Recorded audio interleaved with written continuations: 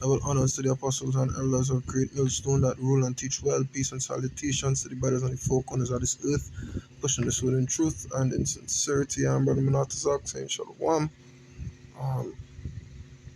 So I'm going to bring out, some points in this article, or at least just a little bit in the article and go down in some precepts, because while I was reading the article, something came to mind about, the whole thought process was that, hey, they just dancing around WW3. You understand? They're walking on eggshells around it. You understand? It is going to happen because the Most High said it is going to happen. You understand? The prophecies must come to pass. We've seen all the other events leading up to it.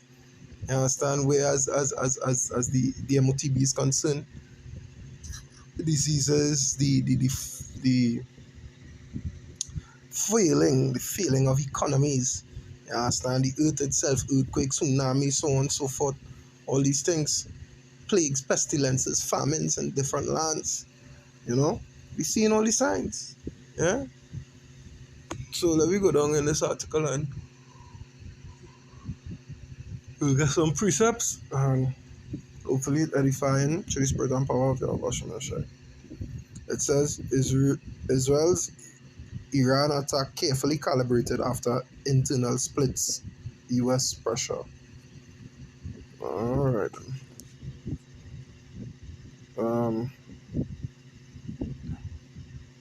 It says, Israel's apparent strike on Iran of vacillation was small and appeared calibrated to dial back risk of major war. It shattered a taboo of direct attacks that Tehran broke days earlier. Prime Minister Benjamin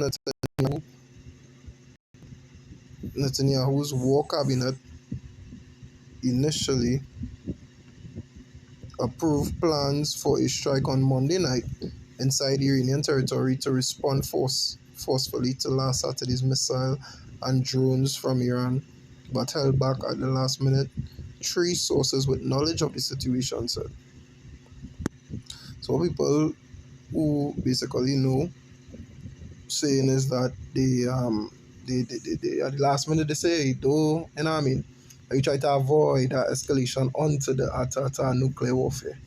It's a Biden, the sources said the three voting members of the war cabinet had already ruled out the most drastic response, a strike on strategic sites including Iran's nuclear facilities, whose destruction would almost certainly provoke a wider regional conflict. Facing cabinet divisions, a strong warnings from partners including the United States and in the Gulf not to escalate, and aware of the need to keep international opinion on Israel's side, the plans to hit back were then postponed twice. Sources said 2 war cabinet meetings were also delayed twice, government officials said. Netanyahu's office did not respond to requests for comment for this story before the attack. A spokesperson for the government's National Public Diplomacy Directorate cited Netanyahu, who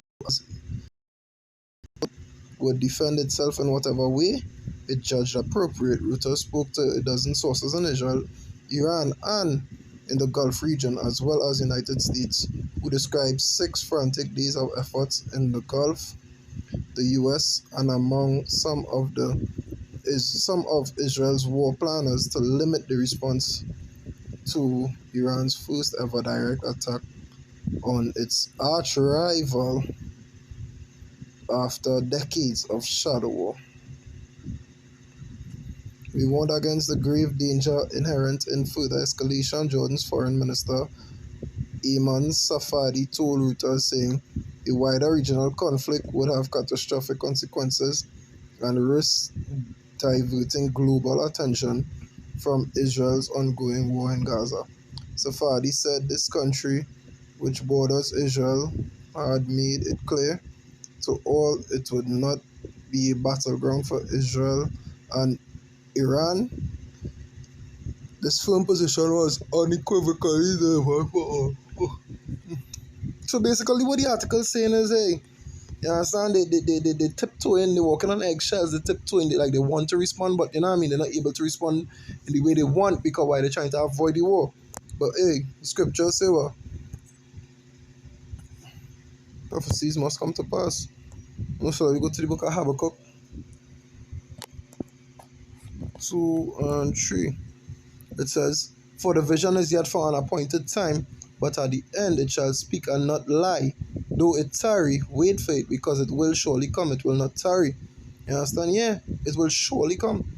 You understand? Though it tarry, wait for it, because it will surely come. It will not tarry. You know, it will not tarry. It will not take long. Look at where we reach from when we started talking about, you know what I mean, the WW3. Look at where we reach. You know what I mean? Within the span of a couple of years. Look at how things escalated. Look at what's going on the planet. All right. Look at what's going on the planet. We'll go to the book of Revelation 22 and 6. It says, "And he said unto me, These sayings are in the Lord power of the holy prophet sent his angel to shew unto his servants the things which must shortly be done." You understand? It says, "Behold, I come quickly. Blessed is he that keepeth the sayings of the prophecy of this book." You understand? Keep these sayings. We have faith in these sayings. Because why? It was the words are faithful, these sayings are faithful and true. That's what's written. It must come to pass. No, if no, but no, maybe whether they want to or not, they have to do the will of the Lord. You know? Remember, the Most High is in control of both light and darkness. He created them. He do good and evil. He kill and he make it alive. Right? So it's entirely up to him. And when I mean it's up to him, it's up to him. You know what I mean? And he already says it's going to come to pass. So regardless of if they want to escalate or not, it is going to escalate. Second is just 15 and it's 4 or 5, right? 4, yeah. It says, "For all the unfaithful shall die in their unfaithfulness." So yeah, all the unbelievers, they will die in their unbelief, right? They'll be destroyed. You understand? It say, "Behold, saith the Lord, I will bring plagues upon the world, the sword, famine, death, and destruction." And hey, all these things are here presently. All these things are concurrently going on. You understand? The thing with the Mpox right now, firing up again, some mutated version, sword, war over the whole Guyana and Venezuela situation for a while. But we have Russia versus Ukraine versus Iran. You know what I mean? It have war all over the planet right now. You understand? Verse 6, it says, "For wickedness had exceedingly polluted the whole earth, and their hurtful works are fulfilled. Therefore saith the Lord, I will hold my tongue no more as touching their wickedness which they profanely commit, neither will I suffer them in those things in which they wickedly exercise themselves. Behold, the innocent and righteous blood crieth unto me, and the souls of the just complain continually." And yeah, we are the just. And this is us continually complaining. We go out on the highways and the byways, we make our videos, this is us complaining. So this prophecy you know what I mean? Prophecies will come to pass. Um, just bear with me 1 second. Just get this precept here that now come to mind. No, I think it's in the book. Second is just 16 and 16.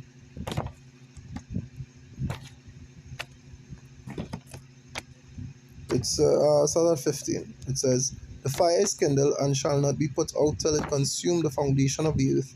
Like as an arrow which is shot of a mighty archer, return it not backward. Even so the plagues that shall be sent upon the earth shall not return again. Woe is me, who shall deliver me in those days? The beginning of sorrows and great mournings, the beginning of famine and great death, the beginning of wars, and the powers shall stand in fear. The beginning of evils. What shall I do when those evils shall come?"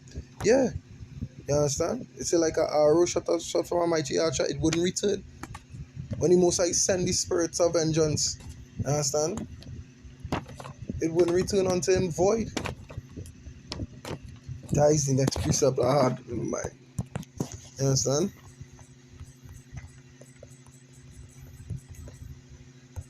That precept where you say, "The word shall not return to me void," or something like that. See if I can get it here. Isaiah 55 and 11. It says, anyway, it says, so shall my word be that goeth forth out of my mouth. It shall not return unto me void, but it shall accomplish that which I please, and it shall prosper in the thing whereto I sent it. So yeah, so war is sure. War is sure. It is imminent. You understand? When they say peace and safety, sudden destruction by, I believe, like Thessalonians. Yeah, if I'm not mistaken, roughly paraphrasing.